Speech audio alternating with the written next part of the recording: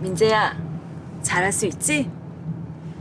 아무데나 기웃거리지 말고 늘 매사에 침착하고 빨간불 파란불에 흥분하지 말고. 걱정 마. 잘할 수 있다니까 진짜. 시작이 어려운 주린이가 걱정되신다면 대한민국 주린이집 이베스트 투자증권.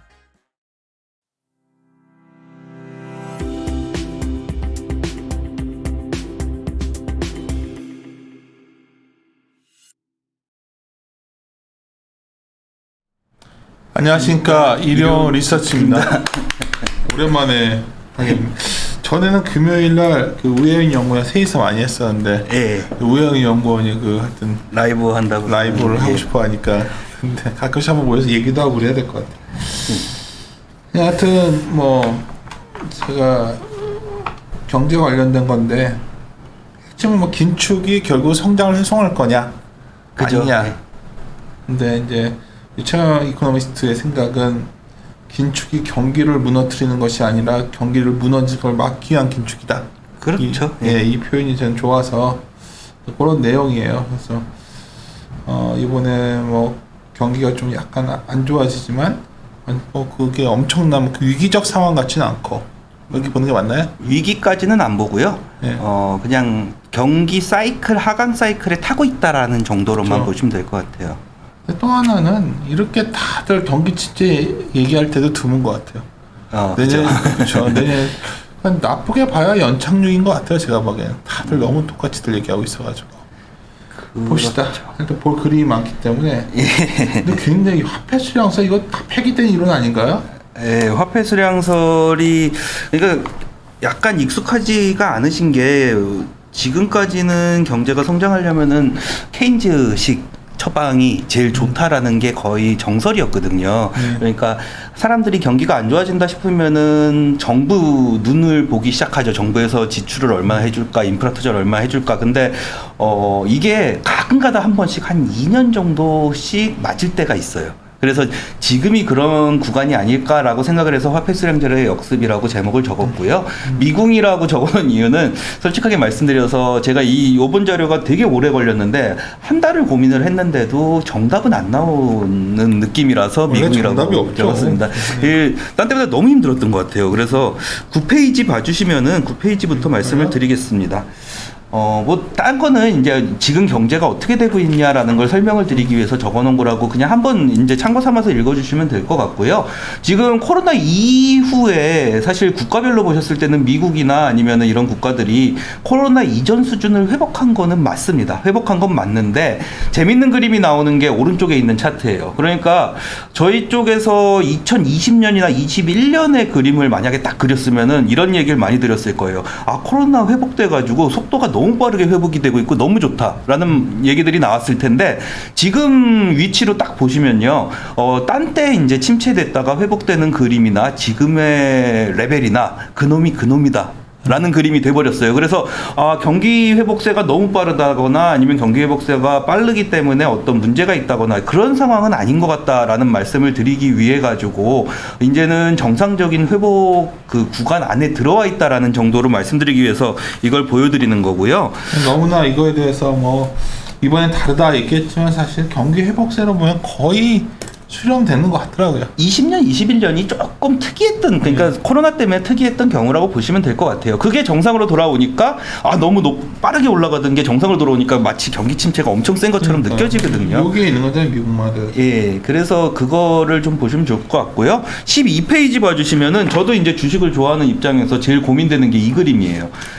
왼쪽 밑에 보시는 게 명목 GDP 대비 미국 시가총액인데, 이게 2009년 그러니까 경기 위기 이후의 추세감을 이거 말하는 건가요, 이거?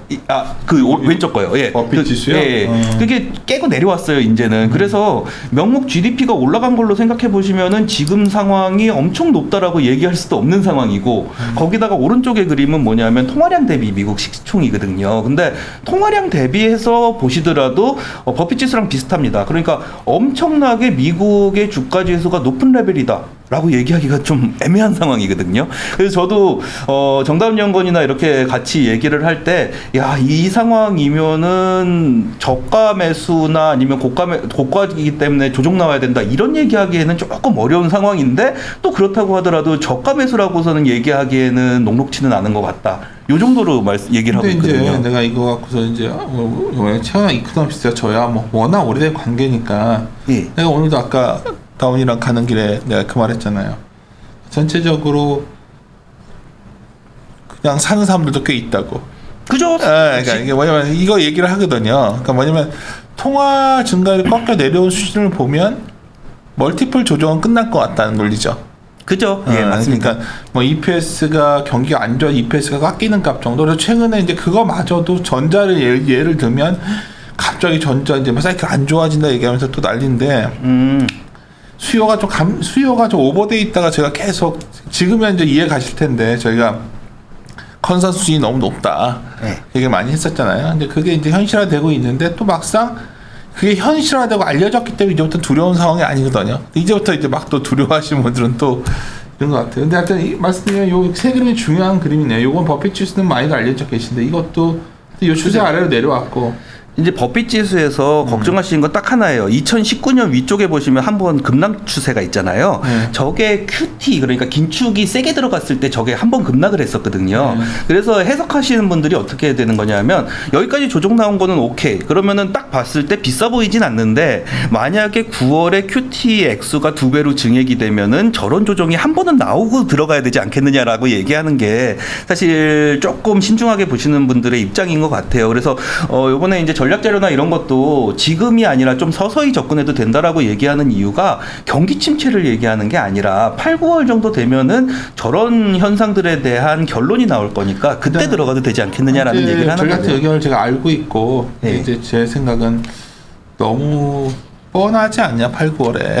아, 그죠. 8, 9월에 한번 눌렸다 간. 아니 뭐 이거 뭐 편하게 저희들도 똑같이 그 얘기 하고 있어요. 근데 이제 유동성 프락시가 어떻게 계산한 거죠? 뭐뭐뭐를 넣은 거죠 이게? 유동성 프록시는 국가별로 M2 증가율을 그 가중치 계산해가지고 가중 구하는 거. 계산한 그러니까 거죠? 글로벌리하게 통화량의 증가율이 어떻게 되냐라고 생각을 하시면 될 것 같아요. 제가 이걸 왜 말씀드리냐면 비슷하게 이제 M2 증가를 갖고 제가 보는데 그 실제로 QT 있을 때 레벨 이하로 내려와 있거든요. 그렇죠. 예. 그러니까 유동성 증가율이 대만은 뭐냐면 단 한 번의 사례였어요. 우리가 그냥 QT가. 근데 이제 테이퍼링도 그때 한 번 사례였는데 2014년에 테이퍼 텐드럼이 있었다고 다들 테이퍼 텐드럼 올 거라고 난리 쳤었고 그때 네. 최근에 에코노미스트가 아닐 거라고 했잖아요. 이번에는. 네.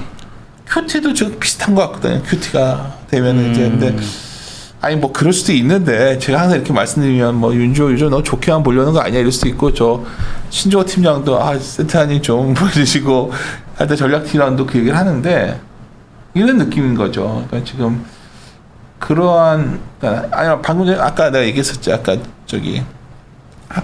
누가 2200 간다고 얘기했 내가 잘 보던 친구인데 저랑 얘기하다가 2200. 아까 내가 그래서 지나가는 길에 야 누가 이런 말까지 한다더니 굉장히 급락을 자꾸 생각을 많이 하시는데 그 이유 중에 하나가 하여튼 경기 침체가 오고 EPS가 부러진다는 논리거든요 지금. 네. 그러니까 저 EPS가 부러지는 것이 아니고 경기가 침체로 가는 게 아니라 유동성으로 인한 멀티플 조정은 거의 막바지 아닌가 저는 생각이 들어서. 멀티플 조정은 지금쯤이면은 근데 사실 EPS가 부러진다는 건 멀티플의 조정이 아니라 멀티플은 그대로 있는데 부러진다는 얘기를 하는 건데 경기 침체 얘기하는 거니까. 네, 근데 경기 침체를 지금 생각하기에는 조금은 쉽지 않을 것 같다라는 말씀을 오늘 드려요. 아침에 어떤 일이 있었냐면 아침에 이제 바빴잖아요. 아까 회의 들어가고 막 이래가지고 알다시피 그러니까 나왔는데 전화가 몇 통 와 있는 거예요. 근데 아침에 좀 마이너스가 나왔었나 보더라고. 그러니까 오늘이 파는 날 같다고들 얘기를 한다고 하더라고 또 누가. 그래서 내가 무슨 주식을 꼭 이럴 때 유행하는 게 이제 뭐 트레이딩을 잘해야 된다, 뭐 단기 매매 기법, 뭐 정작 좀 묵직하게 가야 될 시기에 그런 느낌이어서 하여튼 요 그림 보니까 유동성은 부러졌는데 하여튼 많이들 조정받았구나. 그냥 조정이 꽤 나왔다라는 네. 정도로만 이해해 주시면 될 것 같고요. 20페이지로 조금 넘어갈게요. 내가 자꾸 시작이 하니까 바로 넘겨버리네. 아니요. 오케이. 이 앞쪽은 사실은 뭐 그렇게 20페이지는 제가 글로벌 정치지도 쓰면서 아마 방송을 안 했었던 것 같은데 만약에 진짜 세상이 생각하지 못하는 문제가 발생한다라고 그러면 뭐가 있을까라는 고민에서 시작한 건데 저는 만약에 문제가 생기면 미중 군사 분쟁 아니면은 군사 분쟁 직전 상황까지 오는 게 우리가 지금 생각하지 못하는 우려이지 않을까라는 말씀을 드립니다. 저 커다란 삼각형이 오커스라고 그래가지고 미국이 생각하는 안보 라인이에요. 저 라인 안에 지금 유럽하고 우크라이나가 들어가 있었는데 그 우크라이나하고 유럽 사태가 저는 지금 상황에서는 거의 막바지에 다다른 거 아니냐라는 말씀을 드리고 있고요.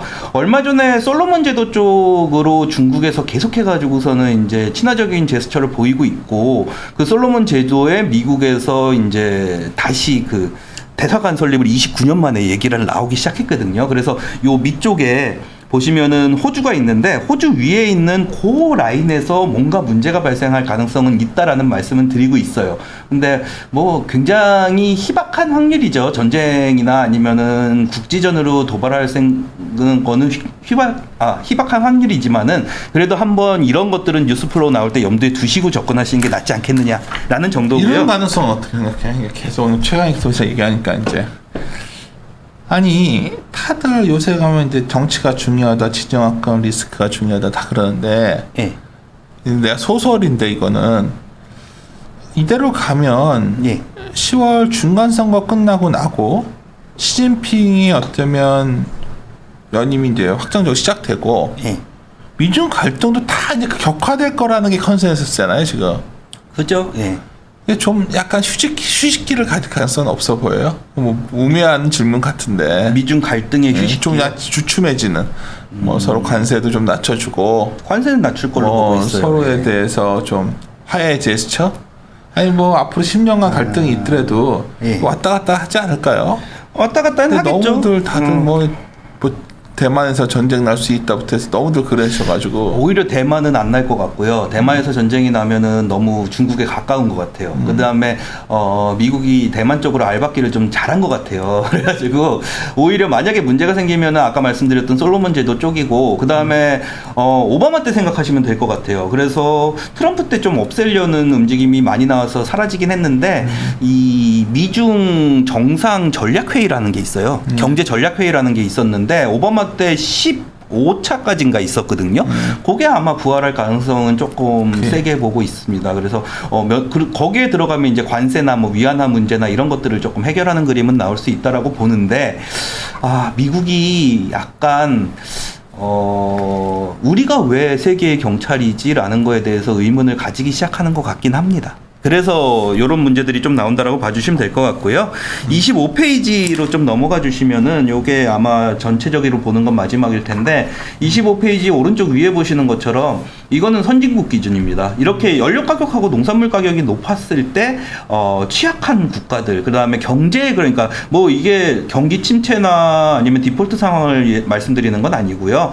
요즘에는 외국 ETF나 이런 것도 많이 하시니까 그러면은 경기에 부정적인 국가가 어딜까라고서는 뽑아봤을 때 나오는 애들이 호주하고 그다음에 이제 일본이나 독일 같은 애들이 좀 뽑히거든요. 그래서 요런 애들에 대해서는 경기에 있어서는 좀 요런 사태가 지속됐을 때 안 좋은 영향이 있을 수 있다라는 정도로 인지하시면 될 것 같고요. 다음 페이지에 보시는 것처럼 그러면 이머징 국가 중엔 어디냐라고 했을 때 묘하게 터키하고 한국이 뽑혀요.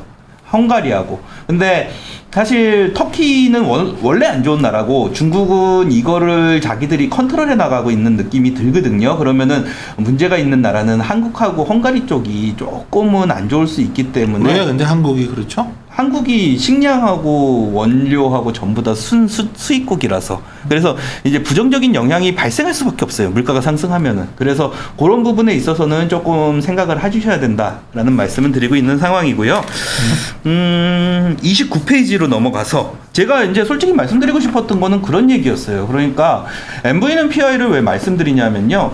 지금 M이 줄어든 건 아까 보셨잖아요. M이 줄어들면은 결론적으로는 전체 그림상에서 P나 Y 그러니까 경기가 빠지든지 물가가 빠지든지 둘 중에 하나는 빠져야 됩니다. 그 둘 중에 하나가 빠르게 빠지는 그림이 나올 거라고 생각을 하고 있는데 연준에서 원하는 거는 경기가 빠지는 걸 원하지 않기 때문에 피를 빨리 빼려고서는 정책을 펴고 있다라는 말씀을 드리고 있는 거고요. 중국은 오히려 이걸 반대로 펼쳤다라고 생각을 하고 있어요. 지금 요즘에 중국 경제지표 보시면은 경기나 아니면 산업생산, 소매 판매 같은 거는 많이 빠졌는데 물가는 한 개도 안 오르고 있잖아요.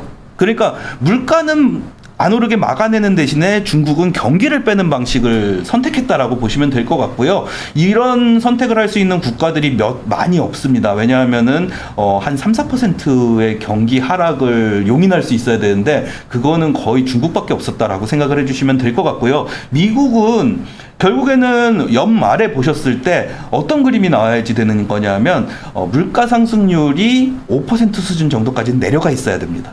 5% 수준 정도까지 내려가 있어야지 경기에 대한 마이너스적인 요인이 없어도 된다라는 게 계산이 되거든요. 그래서 제가 말씀드리는 거는 이 상황에서는 경기 진작책이 아니라 경기는 어떻게든 버티게 만드는 상황에서 물가를 빨리 빼는 게 뭐냐가 계속 고민일 거다라고 말씀드리고요. 왼쪽에서 보시는 것처럼 예산의 지출이 1980년하고 공교롭게도 굉장히 비슷합니다. 그래서 대공황이 일어나면서 케인즈식의 이제 정부 지출을 올리는 처방이 굉장히 각광을 받다가 물가가 높아지니까는 결국에는 이거 아닌가 보다라고 하면서 통화주의 학파, MV는 PI가 들어갔던 거거든요.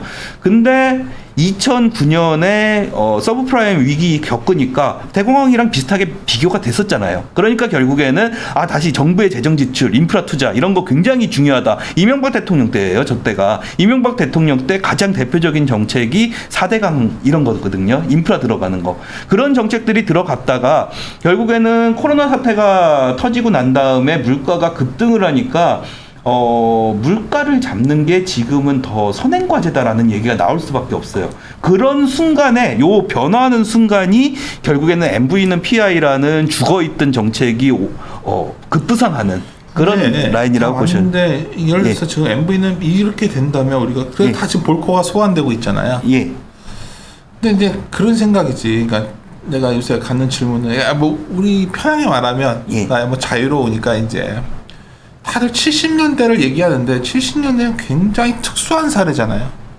특수한 사례죠. 예. 그렇죠. 예. 70년대라는 거는 어떻게 보면 유가라는 것이 굉장히 특징적으로 7배씩 뛰었었고 지금도 훨씬 심하게. 네.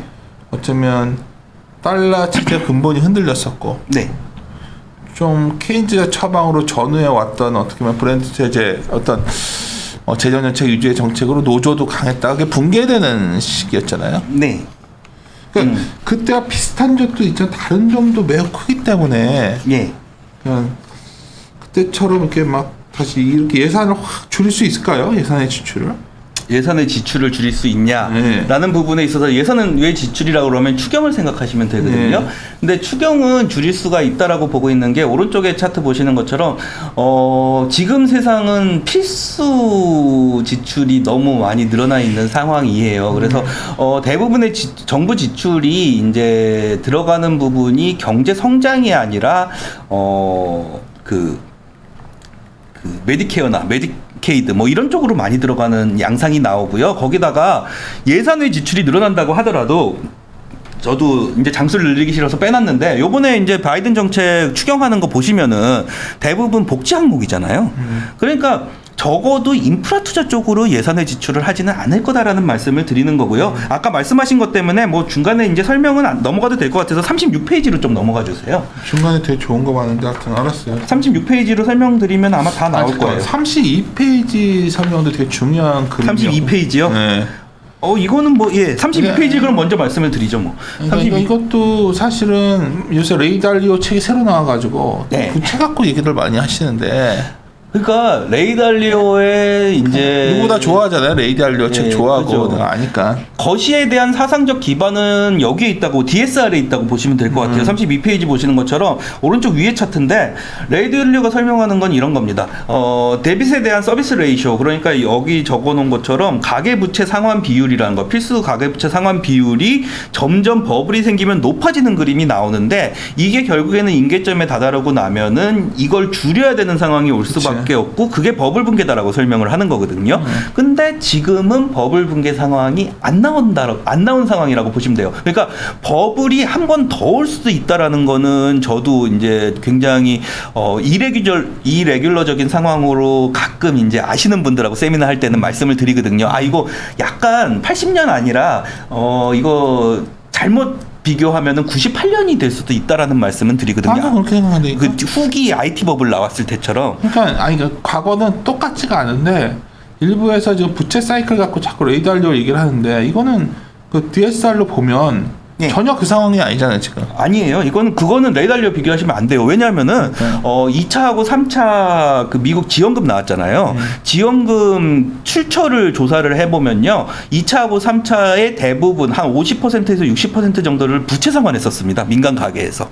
그래서 부채 상환의 많은 부분을 할애했었기 때문에 오히려 부채는 정부의 지원금으로 인해서 줄어들어 있는 구간이에요. 이건 접근을 그렇게 하시면은 약간 좀 잘못될 수도 있는데. 아까 예. 서두에 우리가 경기가 좀 안 좋아져도 약간 연착륙적인 생각을 하고 뭐 위기적 상황까지 안 보는 이유 중에 하나인데, 예.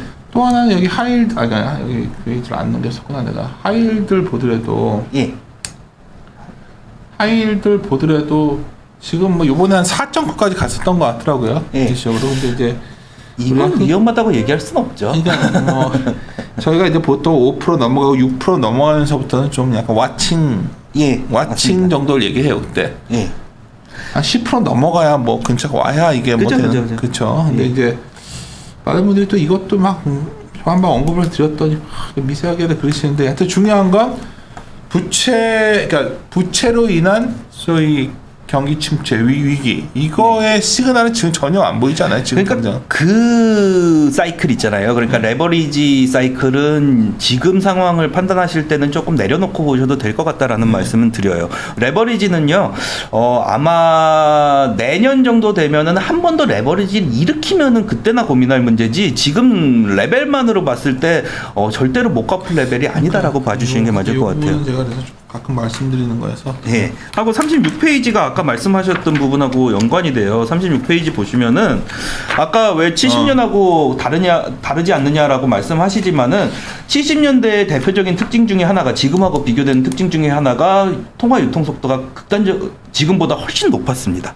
그래서 통화량하고 통화 유통 속도를 결국엔 더하면은 그게 뭘 의미하느냐 하면은 시장에 얼마나 돈이 돌고 있느냐라는 개념인데, 그때나 지금이나 돈이 도는 거는 비슷하다라는 말씀을 드리는 거예요. 쉽게 말해서 그때는 예.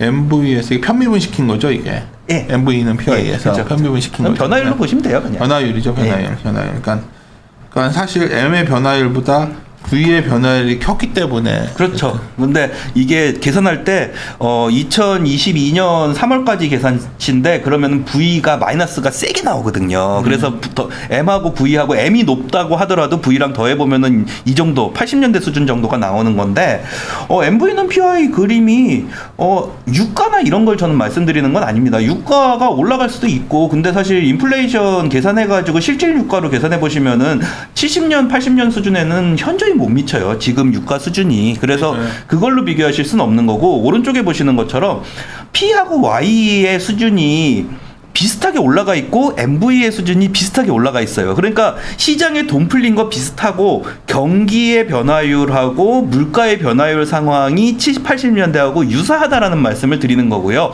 그때는 Y가 극단적으로 빠지는 그림이 나왔어요. 근데 지금 상황에서 그거를 막기 위해 가지고 결론적으로는 연준에서 그렇게 센 빅스텝을 낸다는 그 경고를 보내고 있다라고 말씀을 드리는 거고요.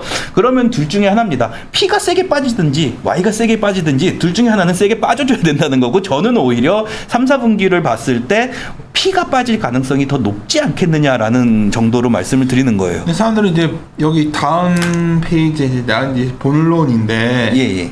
과연 물가가 이렇게 빠질 수 있냐는 거죠. 그러니까 물가가 빠지기가 쉽지 않다면 Y를 크게 상처를 줘서라도 빠질 수밖에 없지 않냐 뭐 이런 논리가 계속 결국에는 그렇게 된다는 거죠. 그러니까 되게 간단하게 생각하시면 돼요. 피가 못 빠지면은 경기가 빠지는 거고요. 경기가 버텨주면은 피가 빠져야 됩니다. 버티려면은. 그래서 지금은 거의 그 싸움인데 제일 얘기 많이 하시는 게 임금이 올라가니까 임금 상승에 의해 가지고 결론적으로는 계속해가지고 물가가 올라간다라는 건데 임금 높은 수준이다라는 거는 이거는 장기적인 요인이라서 어떻게 변할 수는 없어요. 그래서 물가 수준이 한 2-3% 위쪽 대에서 머무르는 게 생각보다는 길어질 수는 있는데 8%에서 2-3%까지 내려오는 거는 시장에서 예상하는 것보다 훨씬 빠를 수 있다라는 말씀을 제가 드리는 거거든요. 물가라는 게 아까 우회 연근안도 내가 어제 녹음을 했었고 예. 급하게 이거 하는 거 알잖아요. 지금 또 전체 세미나들이 내가 잡혀가지고 예. 질문 다 똑같아요. 이게 뭐냐면 결국은 물가가 8%도 갔던 뭐 CPI 기준이죠. PCE 말고 PCE는 한 6%대니까 지금. 근데 8% 갔던 게 4% 오면은 좋은 거냐? 그건 좋은 거라는 거지 제 말은. 아닌가요? 저는 좋게 봐요. 4%까지만 빼줘도. 그리고 4%까지 와주면 2%가 목표니까 2%까지 바로 뺀다. 그게 아니라 네. 평균적인 레벨을 보는 거잖아 이게 지금. 그죠? 네. 그러니까 자꾸 사람들이 이자가 가기 위해서는 그러면 연준의 중립금리가 2.5 이 정도 레벨이 아니라 3% 이상이다. 예. 내가 봤을 때는 블라드나 이런 사람들이 그냥 말로써 인플레 기대 잡으려고 했던 거지. 예. 너무들 여기서 오버들 하는 것 같아요. 내 생각에 그래서 만약 물가가 4%짜가 찍히면 예. 시장이 그럼 환호할 거냐 저한테 묻더라. 환호할 거라는 거죠.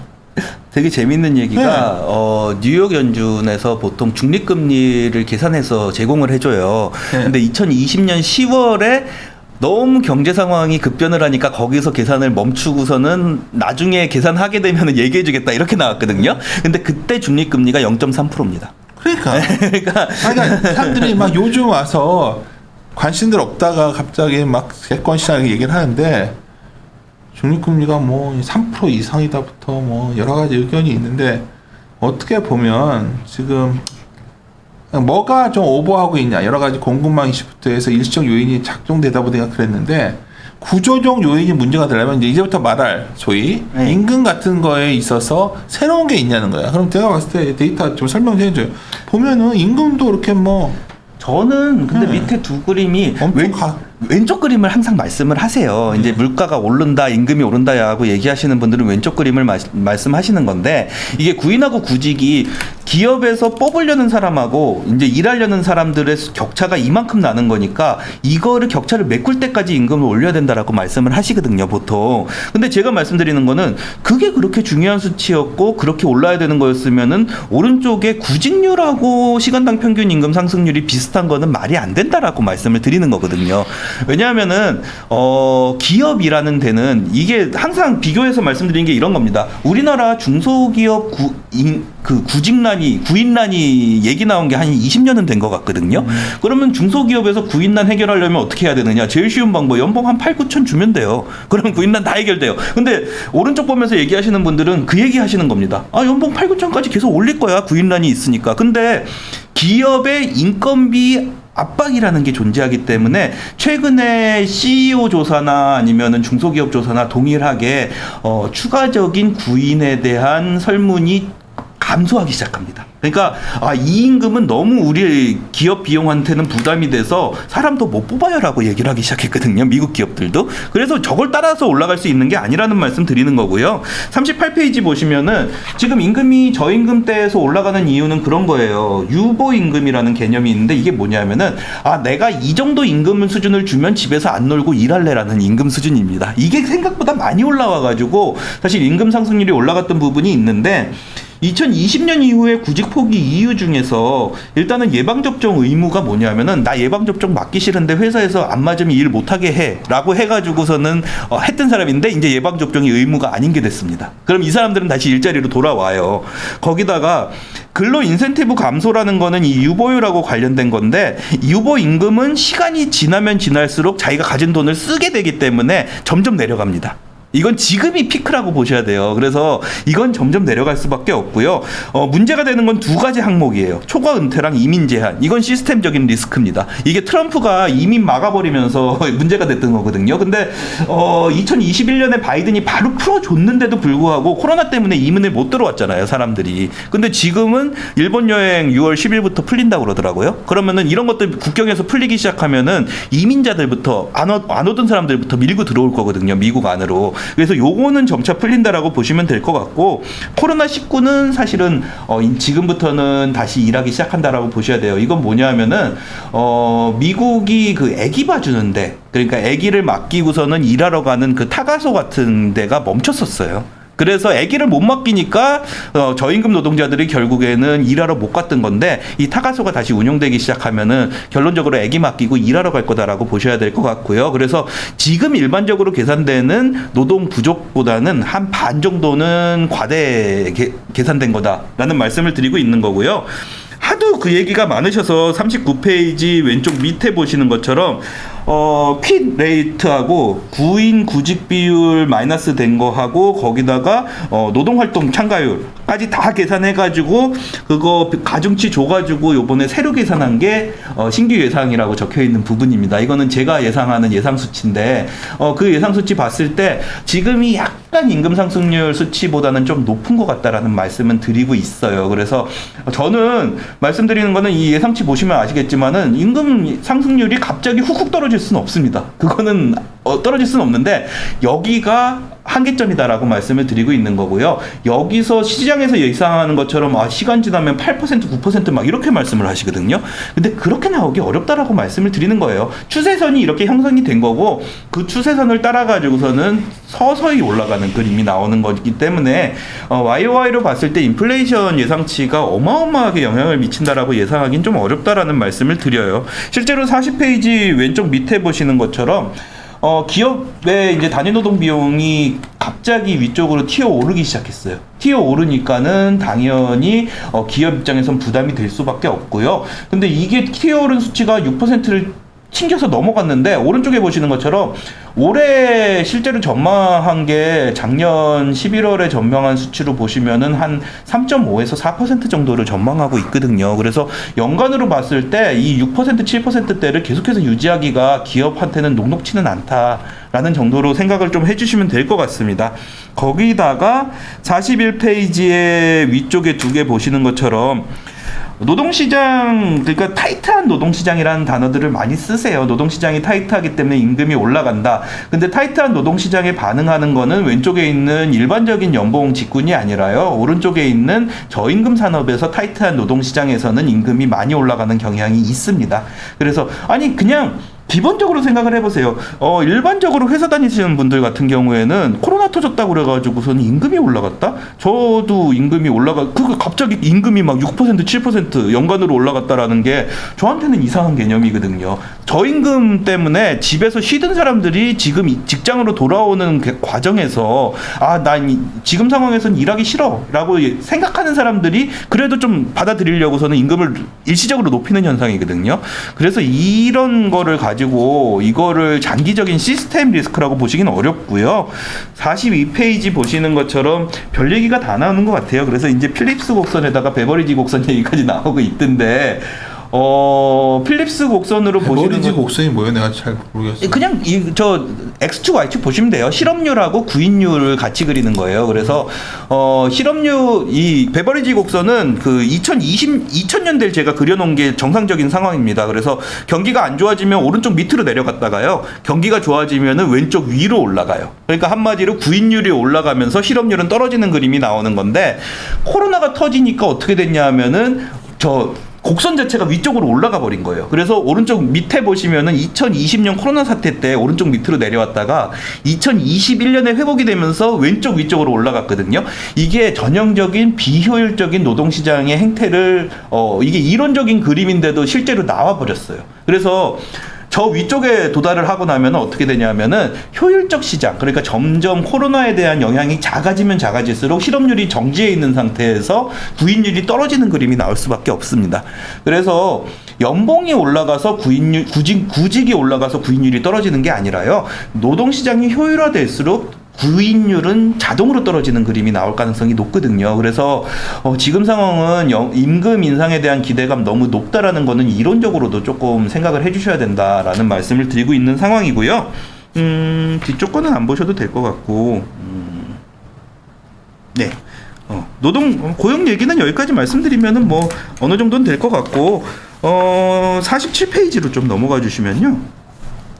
사실 병목 현상이라는 거는 예상하기가 그렇게 쉽지는 않습니다. 왜냐하면 글로벌리한 현상이기 때문에. 근데 실질적으로 예상해 봤을 때 왼쪽 밑에하고 오른쪽 밑에를 봐주시면요, 이거는 BDI하고 상해 컨테이너 지수를 평균 수치를 낸 거거든요. 그 평균 수치 낸 거를 6개월 이동 평균을 해보면은 빠지기 시작한 지가 꽤 됐어요. 빠지기 시작한 지가 꽤 됐는데, 코어 PPI가 이거에 보통 후행적으로 반응을 하기 때문에 이 정도로 고점 찍고 빠졌으면은 여기서부터는 빠질 라인이 됐다라고 말씀을 드리고 있는 거고, 워낙에 얘기 많이 하는 게 오른쪽에 보시는 ISM 공급자 배송이잖아요. 배송 속도인데 이것도 10개월이구나. 10개월 이동 평균으로 보시면은 빠지기 시작했습니다. 그래서 왼쪽이나 오른쪽이나 라인 자체는 비슷하게 나온다라고 말씀을 드리는 거고, 이것 따라 가지고 후행적으로 빠지기 시작할 가능성이 저는 굉장히 높게 봅니다. 지금 문제가 됐던 거는 이것 빠지는 속도를 늦췄던 게 상해 문제였잖아요. 상해에서. 근데 6월 1일부터 상해 푼다고 그러면서 다음 페이지에 봐주시면은 왼쪽 위에 있는 거예요. 중국의 컨테이너 적재량이 상해가 꽤 빨리 올라가는 모습이 나왔기 때문에 문제였는데, 이게 요 라인부터는 이제 고점 찍고서 내려올 것 같다라는 말씀을 드리고 있는 거고요. 오른쪽 위에 보시는 것처럼 주요 항구의 컨테이너 정체 같은 경우에는 캘리포니아나 이런 미국에 있는 데들은 이제는 많이 빠지기 시작했어요. 그래서 컨테이너 적재 때문에 나타나는 공급망 압력이라는 거는 왼쪽 밑에 보시는 거는 이제 뉴욕 연준에서 제공하는 공급망 압력이고, 오른쪽에 있는 거는 동일하게 뉴욕 연준에서 제공하는 건데, 왼쪽 거는 4월까지 업데이트가 돼 있고요. 오른쪽 거는 2월까지 업데이트가 돼 있어요. 그래서 조금 시차는 다르다라고 보셔야 되는데, 오른쪽 보시는 것처럼 대부분의 국가에서는 빠졌습니다. 빠지는 모습이 나오기 시작해가지고 중국이 아니라 여기 지금 아마 유로존 올라간 거는 그것 때문에 그럴 거예요. 저 우크라이나 사태 때문에 유로존은 올라갈 수밖에 없다라고 봐주시면 될 것 같고, 나머지 국가 같은 경우에는 대부분은 이제는 빠지기 시작했다. 중국도 못 빠졌었는데 6월 1일부터 상해항 열리기 시작하면서 빠질 거다라고 보시면은 공급망 압력은 요 수준에서 조금 빠르게 빠질 것 같다라는 말씀은 드리고 있습니다. 원자재 가격은 뭐 최진영 연구원 것도 많이 들으셔서 안 보셔도 될 것 같고요. 50페이지 보시면은 얘기 많이 하죠. 왼쪽 밑에 보시는 것처럼 그래도 수요 있다. 근데 실질 가처분서들을 보시면은 상당히 많이 빠지기 시작하긴 했어요. 근데 이제 보통 얘기하시는 건 오른쪽을 얘기하시죠. 오른쪽 얘기하시면서 총저축도 많고 지금 예금 들고 있는 것도 이렇게 많다. 그러면은 계속해가지고 소비 엄청 늘어날 수 있다라는 말씀하시는데, 첫 번째로 제가 말씀드리고 싶은 건요. 저축을 가지고 있는 사람들의, 지금 저축을 보유하고 있는 사람들의 한 70-80%는 상위 연봉 10%인 사람들이에요. 그래서 연봉을 안 들어오는 사람들도 아니고요. 저축을 가지고서는 소비하는 사람들도 아닙니다. 그래서 저축의 개념이 다르게 들어가야 된다라고 말씀드리고요. 실제로 저축을 갖고 소비해야 되는 하위 80%의 사람들 같은 경우에는 저축이 그렇게 많이 남아있지 않아요. 계산하시는 것처럼. 그래서 좀 다르다라고 말씀을 드리고요. 예금하고 통화, 당연히 부자들은 예금 통화가 많이 늘어났죠. 그렇기 때문에 이게 올라가는 그림이 나오는데, 아까 말씀드렸던 것처럼 대출 많았던 사람들은요, 정부 지원금 받아서 대출 갚았습니다. 근데 저축액이라는 건 어떻게 계산하냐면은 돈 받은 소득에다가 거기서 쓴 돈 뺍니다. 쓴 돈 빼면 이거 저축이다라고 계산을 해버리는데, 그거 저축에서 대출 상환한 거 계산 안 돼 있거든요. 대출 상환이 더 많았다라는 말씀이에요. 그래서 생각보다 소비가 어마어마하게 늘어나는 거, 원래 추세선 타고 가는 거 어렵지 않겠느냐라는 말씀 드리고 있는 거고요. 그 얘기가 51페이지 왼쪽 위에 있는 것처럼 저축에 2차하고 3차하고 쓴 게 20% 정도밖에 안 돼요. 저축을 100%로 계산해가지고선 계산들을 하시는 것 같은데, 그 정도 액수 안 늘어났다라고 생각을 해주시면 될 것 같습니다. 제가 물가 올라갔던 것 중에 이건 난 생각 못했는데 했던 게 52페이지에 있는 건데요. 이거 어도브 아크로벤 리더 아시죠? 그 어도브에서 발표하는 지표예요. DPI라고 그래서 디지털 CPI라고 생각하시면 편한데, CPI에 들어가는 재화 항목 중에서 인터넷 쇼핑으로 사는 거를 따로 다 발라내가지고 그거에 대한 CPI를 구한 게 DPI라고 계산이 됩니다. 아마 한 5년 전에 생각해 보시면은 이런 자료들 많이 보셨을 거예요. DPI가 낮은 수치이기 때문에 아마존의 등장이 낮은 인플레이션을 만들어줬다라는 자료들을 많이 보셨을 텐데 사실이었습니다. 왜냐하면은 인터넷 쇼핑 같은 거는 가격 비교가 너무 쉬웠기 때문에 한 가게에서 가격에 대한 세일, 디스카운트가 들어가면은 나머지 가게에도 다음날 바로 반영해서 세일이 들어가요. 그 다음에 배송비 문제만 있을 뿐이지 사실은 오프라인에 대한 비용들이 없었기 때문에 인플레이션을 낮추는 효과가 있었는데 이게 2020년, 21년을 보시면은 급등을 합니다. 급등을 하는 모습이 나타나면서 문제가 생겼던 거고요. 이게 왜 그랬냐면은 두 가지로 보시면 돼요. 인터넷 쇼핑, 한 1년, 1, 2년 전 그 뉴스 보시면은 이런 거 발견하실 수 있으세요. 인터넷 쇼핑에도 품절이 너무 많아가지고 매진되는 거 너무 많았다. 그런 뉴스들 보실 수 있을 거예요. 근데 그게 뭘 의미하는 거냐면은 인터넷 쇼핑으로 파는 기업들이 가격 디스카운트를 할 이유가 없었다라는 걸 의미합니다. 거기에 두 번째로 인터넷 쇼핑을 하는 기업들이 당연히 인터넷으로 사면은 배송을 해야 돼요. 배송비가 올라갔어요. 그렇기 때문에 CPI에도 올라가는 효과가 적용될 수밖에 없었다라는 거 두 가지 항목인데 오른쪽 위에 보시는 것처럼요. 온라인 쇼핑이 이제 원래 수준의 상승세로 돌아갔습니다. 그렇기 때문에 DPI가 이렇게 올라가던 라인 자체가 과거 수준으로 돌아갈 때가 됐다라고 말씀을 드리고 있는 거고요. 과거 수준으로 DPI가 마이너스 영역으로 들어가면은 결국에는 CPI에 미치는 영향 자체도 낮아질 수밖에 없다. 그래서 DPI는 지금까지 2020년부터 현재까지는 인플레이션을 높이는 효과로 상당 부분 작용했던 걸로 보고 있는데 그게 이제부터는 인플레이션을 낮추는 요인으로 작용될 수 있을 거다라는 말씀은 드리고 있습니다. 더군다나 이 오른쪽 밑에 보시는 것처럼 내구재 소비가 많이 올라왔었는데 지금부터는 내구재 소비는 빠질 것 같거든요. 같은 돈 버는데 서비스 소비가 올라가요. 여행 가는 돈 많이 쓰고 뭐 아니면은 여행 가거나 아니면은 뭐 밖에서 매니큐어 하거나 병원 가거나 이런 돈을 많이 쓰면은 결국에는 물건 사는 돈은 줄일 수밖에 없어요. 이건 플러스 마이너스기 때문에 뭐 고민할 필요도 없는 거거든요. 그래서 내구재 소비가 줄어들기 시작한다라는 부분도 CPI를 낮추는 데는 상당 부분 작용할 수 있다라고 봐주시면 될 것 같습니다. 서비스 물가가 엄청 올라가니까 문제다. 요즘에 뭐 한 5, 6% 막 올라가기 시작했잖아요. 그래서 와 이러면은 CPI 더 올라가는 거 아니냐. 그만큼 내구재 상품 가격은 떨어집니다. 그래서 그거는 문제가 아니라 코로나가 해결되면은 원래 예상했던 수준이다라고 봐주시면 될 것 같고요. 54페이지 봐주시면은 이제 남아있는 거는 주택 가격이에요. 주택 가격이 많이 올라가가지고 결국에는 물가가 올라갔다라는 부분인데 주택 가격이 왜 올라갔었느냐? 문제는 이런 거였습니다. 주택에 들어가는 비용이 너무 많이 들었었어요. 그러니까 건설 비용이라는 항목인데 주택 건설비가 올라가다 보니까 주택 착공을 이제 허가를 받은 다음에 착공을 안 들어간 건설업체들이 굉장히 많아요.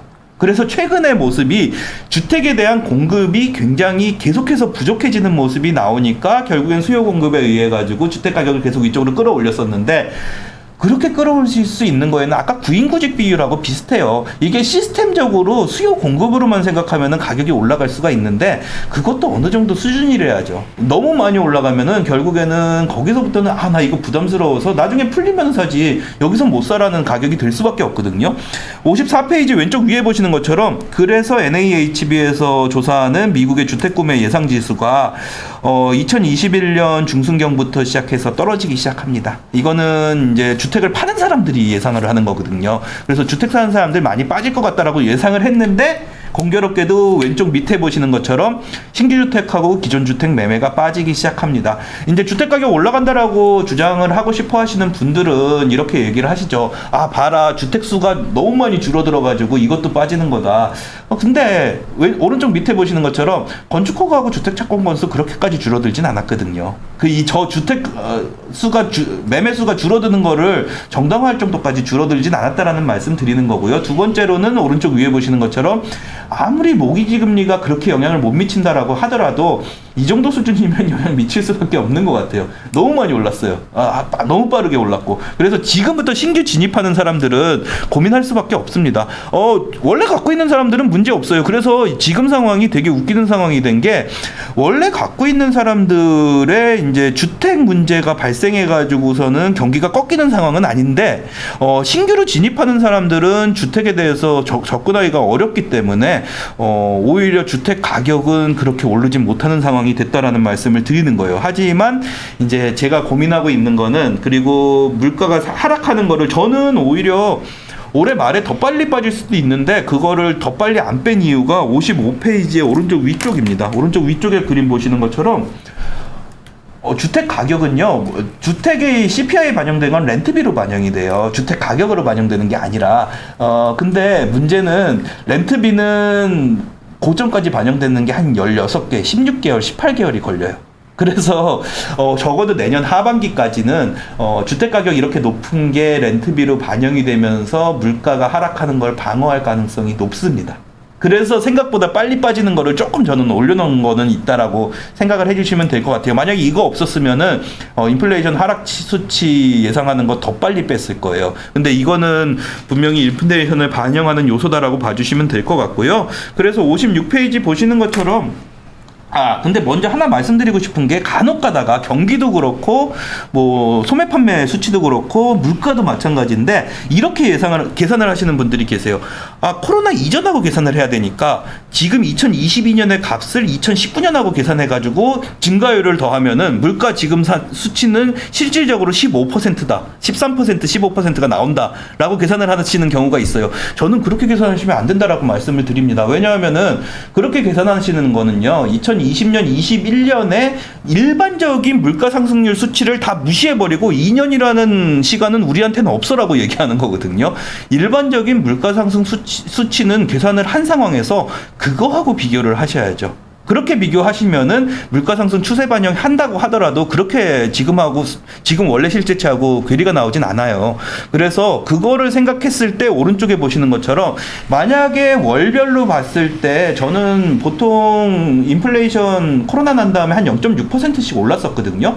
그래서 그거를 생각하시면은 내년 4월까지 수치니까 꽤 높을 수 있는데 그 정도까지는 못 나와요. 기저효과나 이런 게 있기 때문에. 그래서 전망치는 이제 월별로 반영되는 건 조금 제가 만져가지고 손질을 한 건데 일반적인 기준으로 봤을 때 내년 4월쯤 되면은 한 4% 정도 보실 수 있지 않겠느냐. 4%에서 5% 사이 그 정도 라인까지는 올 것 같다라고 말씀을 드리고 있는 상황입니다. 그래서 이 정도 속도로 빠진다라고 그러면은 오른쪽에 보시는 것처럼 실제치 올라간 속도하고 왼쪽하고 오른쪽 올라간 속도하고 내려간 속도하고 유사해요. 근데 2021년 CPI 올라간다라고 해서 경기가 침체된다라고 그렇게 걱정하셨었나요? 그러면은 그 정도 속도로 2년 안에 빠져주면요 4%라고서는 레벨이 높다고서는 걱정하실 만한 라인은 아니다라고 말씀을 드리는 거죠. 그리고 8%에서 4%까지 빠졌잖아요. 그러면 경제 성장률 수치가 M2가 빠지는 속도가 마이너스 4%까지는 견딜 수 있다라는 얘기거든요.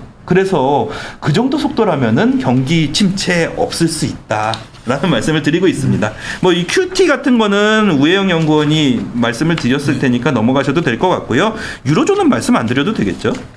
환율 얘기해 주셨으면 좋겠어. 환율이요? 환율을 넘어가서 말씀을 드릴게요. 그러면은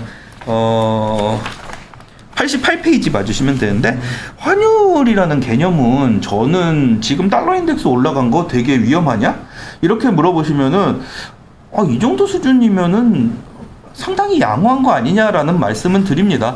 2016년하고요, 2020년의 환율 상황을 보시면요, 2014년에 80포인트였어요. 근데 그게 2014년 말에 우리 QE 종료할래 라고 얘기하면서 100포인트까지 올라갔다가요 2015년 뒤쪽으로 들어가면서 저 2017년을 긴축이라고 생각하시면 돼요. 기준금리 올라면서 그러면서 100포인트를 넘겨서 올라갔는데 지금 수치가 QT도 그때보다 훨씬 강하게 하고 거기다가 기준금리 인상까지 다 합친 그 상승 라인인데도 105에서 맞고 한번 떨어졌거든요. 그래서 이 정도 수치로 올라간 거면은 절대로 달러 인덱스가 글로벌 위기를 반영하는 수치가 아니다라는 말씀을 드리고 있는 거고요. 초반에 이 정도 속도로 올라가는 건 왜 그러냐면요. 미국의 기준금리가 올라가요. 그러면서 해외로 투자를 해놨던 미국의 투자자들이 지금 우리가 대출을 만들어내거나 아니면은 해외에 투자했던 개념에서 달러가 올라갈 게 당연하기 때문에 미국 자산에 투자해야 돼라고 하면서 거기에 투자했던 돈들을 가져와 가지고 미국 자산에다가 다시 옮겨놓을 수밖에 없는 그림이었었습니다. 그래서 제가 테이퍼링 자료에서도 말씀드렸지만 긴축 초반에는요 무조건 달러가 올라요. 그 다음에 무조건 달러 자산들로 들어가려는 경향이 있기 때문에 그 그림은 너무 당연한 그림이었다라고 생각을 해주시면 될 것 같고요. 그 이후의 그림이 중요한데 요거는 아마 본부장님하고 조금 다른 그림이 나오는 게 내려갔던 게 다시 반등이 나온다라고 저는 그려놨잖아요. 그게 7, 8월에 그래도 QT가 9월에 더블이 나거든요. QTX가. 그러면 시장에서는 와 이거 550억 달러 했을 때도 과거에 550억 달러 했을 때도 한번 부작용이 나왔는데 이거 괜찮은 건가라는 의심은 생길 수밖에 없어요. 요 부분인데 예. 이게 한 번 더 빠진다 주시장. 그죠. 거기에 이제 컨센서스니까. 예, 그죠. 그래서 그거 의심할 때 이제는 문제가 생길 수 있다라고 말씀을 드리는 거고요. 하지만은 저는 본부장님하고 약간 뷰가 비슷한 게 그 의심하기 전에 6, 7월에는 오히려 원래 저 105에서 빠지는 수준. 여기서 이렇게 올라간다고 보시는 분들도 있어요. 난. 예, 거기까지 올려놨다가 저는 저 올라갈 때 다시 뺄 수도 있다라는 개념은 있는데 2,200원 솔직히 말씀드려가지고 와 이건 센데라는 생각은 들긴 드네요. 달러가 예. 더 강해지고 이제 원 달러도 1,300원 넘어서 더 약세로 가고. 그죠. 그 그림 보시는 거죠. 붕괴되고 뭐 이런 게 결국 추가 급락 시나리오인데 한번 지켜봅시다. 뭐 이렇게. 근데 원달러 관련해서 하나만 더 얘기를 드릴게요. 93페이지인데 원달러하고요. 달러 인덱스하고요. 저는 달러 그러니까 환율을 같이 담당을 10년 이상 했었으니까 이 정도로 원달러 환율하고 달러 인덱스 움직이는 게 유사하게 움직인 경우가 그렇게 많지는 않아요. 왜냐하면 위안화의 영향이나 이런 것들을 받아왔었거든요. 그러면은 항상 말씀드리는 거예요. 좀 편하게 계산하시게 해드리겠다라고 말씀드리면서 뭐라고 말씀드리냐면요. 달러 인덱스 1포인트 올라가면요. 원 달러 환율이 기본적으로 한 20원 정도 올라간다라고 생각하시면 지금 같은 상황에서는 편합니다. 그러니까는 102에서 104까지 빠졌으니까 2포인트 빠졌잖아요. 그럼 1290에서 1250까지 빠지는 게 정상이에요. 그래서 이렇게 빠졌던 거라고 보시면 될 것 같고요. 36까지 빠졌던 거는 그 달러 인덱스 좀 더 빠졌으니까 그거 반영한 거다라고 보시면 될 것 같고, 그러면은 지금 와서 1290이 앞쪽에 보셨던 104점 몇 하고 비슷합니다. 그러면 이게 올라가는 게 같이 올라간다라고 보시면은 105포인트 올라간다라고 계산하셨을 때 한 1,300원 정도 수준이 한계점이라고 보고 있어요. 제가 이제 상징적으로 1,300원 이상을 뚫고 올라가면은 거기는 오버슈팅이다라는 개념으로 1,300원을 상단으로 잡아놨다라고 봐주시면 될 것 같고요. 생각보다 하반기로 들어가면은 아까 이제 말씀하셨던 것도 있지만은 11월 이전에 미국은 오히려 안 좋을 수 있습니다. 왜냐하면 11월 이전에 11월이 지나면은 지금 컨센서스 상으로 는 공화당이 상원을 잡습니다. 그러면은 지금 민주당이 하는 것처럼 지들 멋대로 못해요. 그렇게 생각하시면은 상원 잡기 전에 증세안이나 이런 거 다 통과시켜야 돼요. 그렇기 때문에 오히려 8, 9월이 미국은 위험할 수 있는 그림이다라고 말씀을 드리고요. 증세하면 안 좋은 건 뻔하거든요. 그래서 위험하다라고 말씀드리고요. 증세한 다음에 오히려 11월 지나가고 나면은 불확실성 대부분의 요인은 털 수 있을 것 같아요. 9월에 QT 올린 것도 2달 정도면은 이거 부작용 없나 있나 확인할 수 있는 기간으로는 충분해 보이거든요. 그래서 11월이 저는 중요한 달이다라고 말씀을 드리고요. 더군다나 중국의 공산당 대회도 11월에 끝나잖아요. 그거 끝나고 나면 중국은 진짜 좋은 게 내년인 것 같아요. 왜냐하면은 물가를 안 올린 상태에서 경기 하락을 했는데도 한 3, 4%대에서 막아냈어요. 그렇게 되면은 내년에는 중국은 자기가 M을 가지고 움직일 수도 있고 아니면 정부 지출을 가지고서도 뭔가를 만지작거릴 수 있는 그림이 나온다라고 보시면 될 것 같거든요. 그래서 오히려 정책 여력이 강해지는 건 중국이고, 중국이 강해지면은 한국이 아무리 미국 쪽으로 좀 붙는 그림이 나온다라고 하더라도 중소기업 단위나 이런 데서는 분명히 경기가 그래도 버텨주는 그림이 나올 수밖에 없습니다.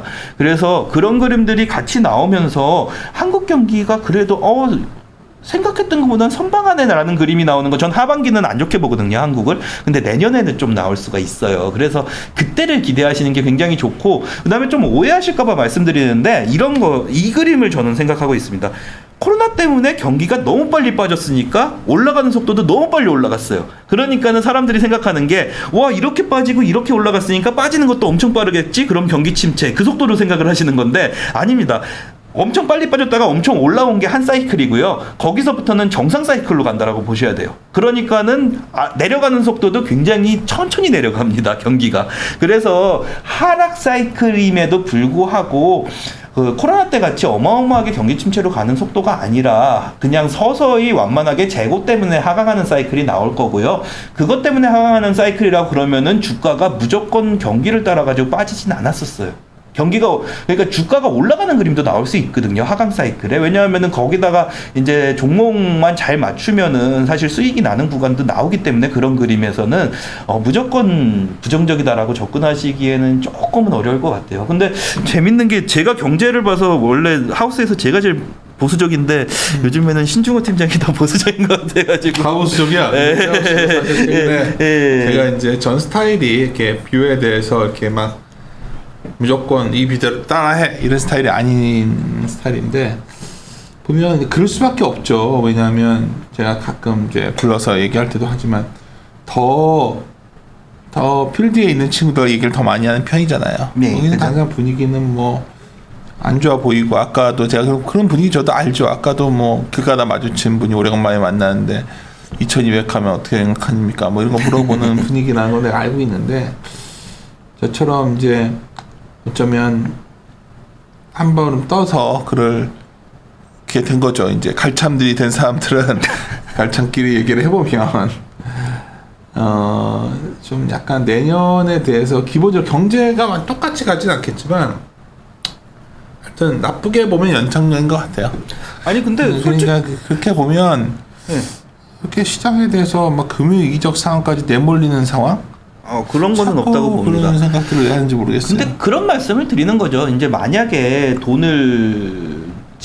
자산에 돈을 집어넣은 상태에서 계속 장기적으로 버티실 수가 있는 분이고, 그 다음에 만약에 빠졌을 때 추가적으로 자산 매입을 더 할 수 있는 사람이면은 지금 들어가도 솔직히 상관없습니다. 왜냐하면 경기 침체도 아니고 상당히 낮아진 상태인 거는 확실하니까. 근데 이제 저희들이 만나는 분들도 그렇고, 이제 한 달 수익률이 중요하신 분들이라면은 시간을 좀 더 짧게 찍어드리는 게 중요하니까 8, 9월이 낫지 않겠느냐라는 말씀을 드리고 있는 상황인 거죠. 네. 사실 그 버나드 머르크라고 이제 제시 리머만큼이나 미국의 투자 계승 전설인 사람이 옛날 사람인데, 제가 이제 항상 위험을 안고 사는 구간이 있고 또 위험을 좀 줄여야 되는 구간이 있다, 이 정도만 우리가 볼 수 있는 거거든요. 그래서 뭐 시장을 바닥에 사서 고점에 팔지 말란 말을 했었어요. 그거는 거짓말들이나 가능하다고 주장하는 기법이다. 이게 버러크가 했다고 유명한 말인데, 어디가 바닥이고 어디까지 반등이고 뭐 이런 건 사실 무의미한 질문이에요. 지금 중요한 질문은, 제가 이제 페이스북에도 썼었는데 정말 무의미한 얘기고, 지금 위험을 안고 사도 되는 구간인가? 그 위험의 정도가 내가 감당할 수 있는 수준이냐 중요해요. 그래서 개인에 따라 다를 수도 있는 거지만 전체적으로 현금이라면은 뭐 위험을 안고 사도 된다 보고 있는 거고, 또 하나는 좀 좋은 주식이 맞나? 그 질문을 좀 던져야 되는데, 시장은 지나치게 막 여기가 바닥, 여기가 고점, 이러한 소위 무의미한 논쟁에 빠져 있는 것 같아요. 그래서 하여튼 최근에 저희들도 하우스에서도 굉장히 의견이 좀 분분합니다. 지금 뭐 여러 가지 부닥치는 부분이 있고, 제가 되도록이면은 이제는 좀 더 의견을 간열 적게 하려고 하는 편인데, 근데 아까 말씀하신 것처럼 아무래도 전체적인, 그래서 많은 분들이 그래요. 전체적인 분위기가 그렇게 나쁘지 않지 않습니까? 이런 말 하는데 나쁘죠, 분위기들. 분위기 안 좋죠. 그러니까 그거는 뭐 개인 투자 한 명 한 명을 제가 알 수는 없고요. 그냥 전체적으로 시장에 대한 생각들 보면 이건 분명한 것 같아. 이러한 의견이 컨선인 것 같은 것 같아요. 그냥 반등은 나올 수 있지. 네. 반등이 나온 뒤가 오히려 더 고민이고, 반등이 나온 뒤에 추세적 하락이 올 수 있다. 그죠. 이 믿음들이 매우 강한 것 같기 때문에 네. 저는 그 반대편의 가능성을 계속 저희 동료들한테도 질문을 던지고 있고, 저희 동료들도 그러한 질문을 좀 자제해 주셨으면 하는 얘기도 있는 것 같은데, 뭐 질문은 항상 시장에서 얻은 지혜 중에 하나는 여하튼 어떤 약한 고리를 좀 우리가 찾아내서 그거의 결함을 찾아낼 때 거기 투자 기회가 있더라고. 그래서 제가 그래서 물어본 거지 뭐 단 거 없어요. 그래서 오늘 들어보면 분명한 거는, 그래서 요새 단순하게 보자는 게 아까 원달러 얘기했던 게 원달러가 여기서 또 1,300원 넘어 1,400원 뭐 이런 얘기를 하는데 항상 이럴 때가 기회였거든. 제가 지나고 나서 보면 막 왜 환율이 이러냐, 한국이 안 좋아 보이니까 원달러 환율이 워낙 그렇게 약세로 가는데, 지나고 나서 보면 그때가 항상 기회였고 한 1,300원에서 1,100원 갈 때가 주식 장기 투자가 제일 좋았던 때다. 그래서 저는 근데 뭐 생각해 보시면 한 2달 전에 제가 이제 뭐 전화 오고 이래가지고 1,300원 못 벌 거 뭐 있냐라고 말씀드렸었거든요. 그랬더니 되게 신기한 뷰라고선 저한테 전화가 많이 왔었어요. 맞죠. 예, 저희들이 그때 1,300원 간다고 할 때만 해도 잘 안 좋게 볼 때니까 예, 무슨 1,300원 왜 가냐는 분위기였죠. 그죠. 근데 지금 상황에서 봤을 때는 저는 1,300원이 한국에 있어가지고 그렇게 위기 상황인 환율이라고 그래요. 생각이 안 듭니다. 그래가지고 저는 침체를 보는 스태그플레이션이라는 단어는 분명히 경기 침체가 나와야 되거든요. 그래서 스태그플레이션까지 안 갈 가능성이 있다라는 말씀을 드리고요. 가능성이 높다고 말씀을 드리고 있는 거고, 그러기 위해서 연준이 굉장히 세게 나오는 거다라는 말씀을 드리고 있는 겁니다. 알겠습니다. 역시 제목대로 미궁에 빠진 상황을 적절히 답은 여기가 드리지 못한 것 같지만 여하튼 앞으로도 함께 고민합시다. 예, 마무리 짓도록 하겠습니다. 함께 고민하시죠.